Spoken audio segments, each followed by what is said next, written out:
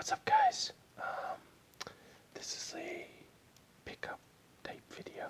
I got a stack of mostly foils for my local card shop, Amazing Stories. They were all in the 50-cent bin, so I'm pretty excited because some of them are pretty awesome. A lot of cube cards, some EDH ones. This is the only non-foil card that I grabbed, and it's Voltaic Construct. It's a 2/2 for 4. You pay 2 to untap target artifact creature. Yeah. The undead may outlast the living, but those who have never lived outlast them both. It's pretty much just EDH card. Nothing too crazy. I grabbed Kirkesh Onake Ancient. It's a 4/3 for 2 and 2 red. Whenever you activate an ability of an artifact, if it isn't a mana ability, you may pay a red. If you do, copy that ability and choose new targets for it if you'd like. The Onake were masters of dark arts and artifice. Their creations continue to spread foul magic, paving the way for their return. Really interesting card. Countermand costs 2 and 2 blue. Counter target spell. Its controller puts the top 4 cards of his or her library into the graveyard. The physical pain was nothing compared to the agony in his mind. For a mill deck sort of thing. Leyline of Punishment, 2 and 2 red. If this card is in your opening hand, you may begin the game with it on the battlefield. Players can't gain life. Damage can't be prevented.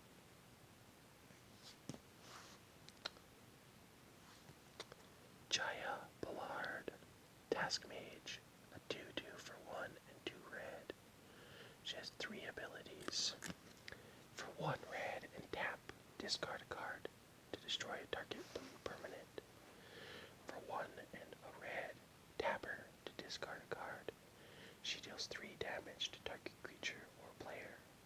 A creature dealt damage this way can't be regenerated this turn. For 5 and 2 blue and tap, discard a card. Jaya Ballard deals 6 damage to each creature and each player. So, pretty awesome. Fathom Mage, a promo, a 1/1 for 2, a green and a blue, with Evolve. Whenever a 1/1 counter is placed on her, you may draw a card.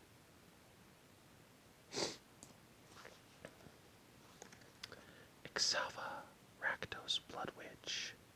She's a 3/3 for 2, a black and a red. First strike and haste. With Unleash. Each other creature you control with a 1/1 counter on it has haste as well. Havingal, Runebinder. It's a 2/2 for 2 and 2 blue. For 2 and a blue, and tap. Exile a creature card from your graveyard. Put a 2/2 black zombie creature token onto the battlefield. Then put a 1/1 counter on each zombie creature you control. So many corpses, so little time. Pretty interesting card for those zombie tribal decks. Grave Betrayal for 5 and 2 black. Whenever a creature you don't control dies, return it to the battlefield under your control with an additional 1/1 counter on it at the beginning of the next end step. That creature is a black zombie in addition to its other colors and types. Porcelain Legionnaire for cube. It's 2 and a Phyrexian white symbol. So either 3 or 2 and 2 life. It has first strike. It's a 3/1. My new design has lightweight plating, specially cultivated from heretics' spare tissues. I already bought this card, but I found it in foil for 50 cents. I was like, yeah, okay. Ludwig's test subject. It's a 0/3 for 1 and a blue with defender. You pay 1 and a blue to put a counter on it. When you have 5 or more, you flip it, and it becomes Ludwig's test abomination, which is a 13/13 with trample. After several frustrating experiments, the visionary Ludwig realized he needed to create a monster that fed on torch-wielding mobs. So, I really like that card. Maze's End. It's a land card. It enters tapped. You can tap it to add 1 mana to your mana pool for 3 and tap. Return Maze's End to its owner's hand.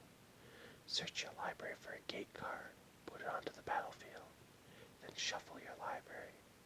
If you control 10 or more gates with different names, you win the game.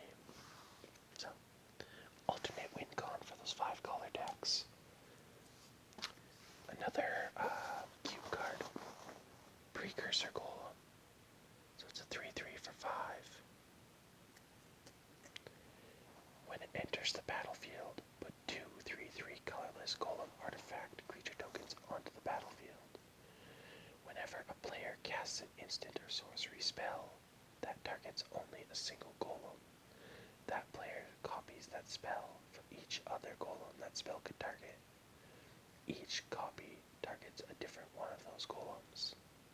So, works for your opponents, but also works for you if you want to pump one up. Vicar of Destiny. It's a 1/1 for 1, and it has 3 abilities as well. So for 1 white or red, it becomes a 2/2 Kithkin Spirit. For 3 white or red, if it is a spirit, it becomes a 4/4 Kithkin Spirit Warrior. Then for 6 white or red or a combination, if it is a warrior, it becomes an 8/8 Kithkin Spirit Warrior Avatar with flying and first strike. Really cool card. Dictate of the Twin Gods. It's an enchantment for 3 and 2 red with flash. If a source would deal damage to a permanent or player, it deals double that damage instead. Erois and Mogus are as different in appearance as they are in personality. And they're fighting. Resolute Archangel. It's a 4/4 for 5 and 2 white. It has fly. Whenever it enters the battlefield, if your life total is less than your starting life total, it becomes equal to your starting life total. Cut it down, bury it in snow, put it to the torch. The rose will still bloom again. So. Dual casting. Costs 1 and a red for an enchantment. Enchant creature. Enchanted creature has, for red and tap, copy target instant or sorcery spell you control. You may choose new targets for it. Hours after the Hell Vault opened, his powers return twice as strong as before. Nice.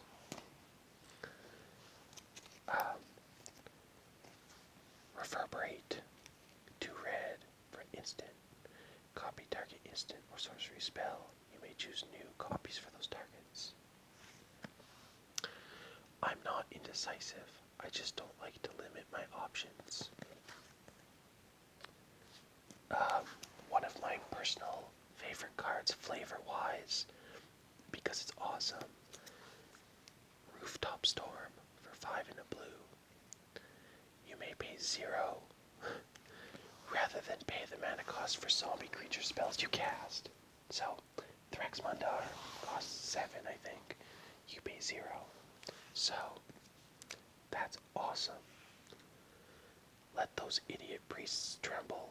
A new era in unlife begins here and now. Oglor, raise the lightning vein. Really cool card. Excited to have it. In Garrick's Wake, for 7 and 2 black, destroy all creatures you don't control, and all planeswalkers you don't control. Beyond pain, beyond obsession, and wild despair, there lies a place of twisted power only the most tormented souls can reach. So, in Garrick's Wake, Consuming Aberration is a 3 with a blue and a black. Its power and toughness are equal to the number of cards in your opponent's graveyards. Whenever you cast a spell, each opponent reveals cards from the top of his or her library until he or she reveals a land card, then puts those cards into his or her graveyard. Awesome card, one of my favorites for sure. Dimir is like my favorite. I like mill and I like graveyard hate, or graveyard stuff. Avacyn, Guardian Angel. It's a 5/4 for 2 and 3 white, with flying and vigilance. For 1 and a white, prevent all damage that would be dealt to another target creature this turn by sources of the color of your choice. For 5 and 2 white, prevent all damage that would be dealt to target player this turn by sources of the color of your choice.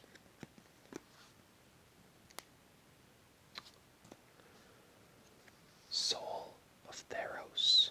It's a 6/6 for 4 and 2 white with vigilance. It has 2 abilities. For 4 and 2 white, creatures you control get +2/+2 first strike and lifelink for the turn. Or you could exile it from your graveyard. Creatures you control get the same stuff. So, kind of nifty. Underworld Dreams. It costs 3 black. Whenever an opponent draws a card, Underworld Dreams deals 1 damage to him or her. In the drowsy dark cave of the mind, dreams build their nests with fragments dropped from the day's caravan. Really cool card. Frost Titan. It's a 6/6 for 4 and 2 blue.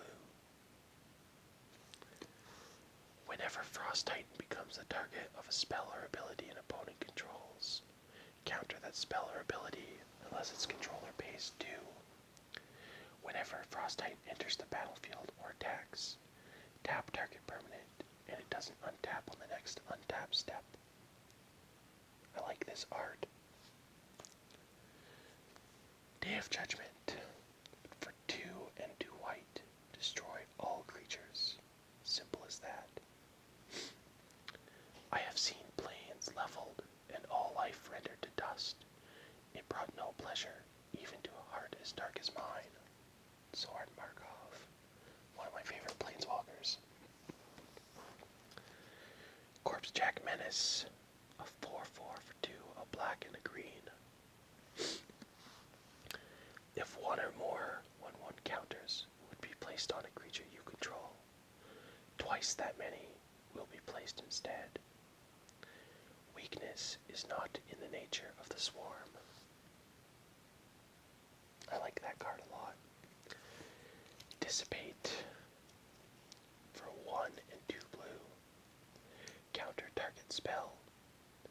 If that spell is countered this way, exile it instead of putting it into the graveyard.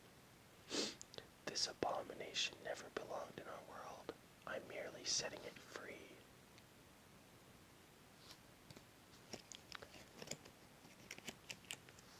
Misdirection foil. For 3 and 2 blue. You may exile a blue card from your hand rather than pay its mana cost. Change the target of target spell with a single target.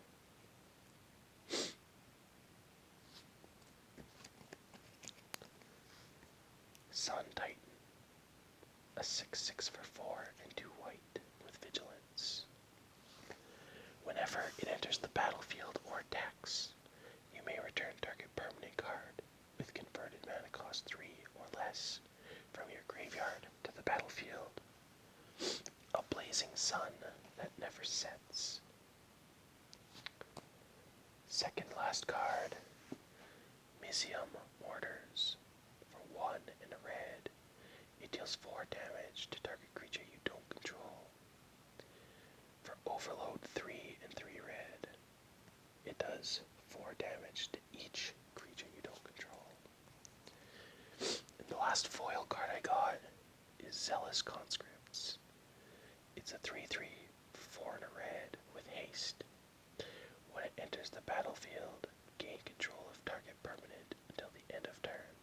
Untap that permanent. It gains haste until the end of turn. Any permanent, not a creature. Any permanent. Awesome card. Goes well with Kiki Cheeky and Splinter Twin and stuff, I think. But anyways, guys, that was the bulk cards that I got today. Some of them are pretty awesome. So I'm quite excited. Zealous Conscripts, Day of Judgment, Frost Titan, stuff like that are all amazing. So